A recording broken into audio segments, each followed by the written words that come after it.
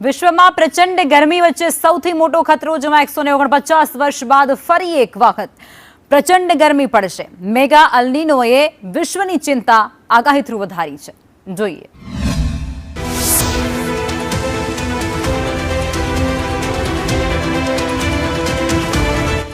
વર્ષ 1877 બાદ ફરી એક વખત સૌથી શક્તિશાળી અલ નીનો આકાર લઈ રહ્યું છે, જેના કારણે 2026-27માં ગરમી અત્યાર સુધીનો સૌથી મોટો રેકોર્ડ બનાવી શકે છે.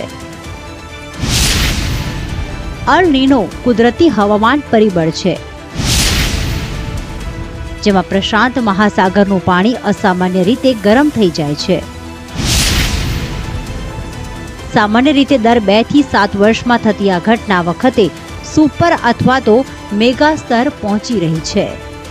પ્રશાંત મહાસાગરમાં હાલ 8000 કિલોમીટર લાંબી મરીન હીટ વેવ ફેલાઈ છે, જેના કારણે માઇક્રોનેશિયાથી કેલિફોર્નિયા સુધીનો વિસ્તાર ભીષણ ગરમીની ઝપેટમાં આવી ગયો છે.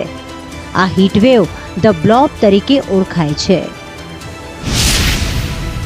વર્ષ 1877-78નો અલ નીનો વિશ્વના ઇતિહાસનો સૌથી વિનાશક રહ્યો, જ્યારે વિશ્વની 4% આબાદી ખતમ થઈ ગઈ હતી. લૂ, દુષ્કાળ અને રોગચાળાથી લોકોએ જીવ ગુમાવ્યા હતા. વૈજ્ઞાનિકોનું માનવું છે કે 2026-27માં અલ નીનો અત્યાર સુધીનું સૌથી ખતરનાક બની શકે છે. ઓસ્ટ્રેલિયા, ભારત, આફ્રિકામાં તેની અસર દેખાશે. તો તીવ્ર ગરમી અને દુષ્કાળની સ્થિતિ પણ સર્જાશે.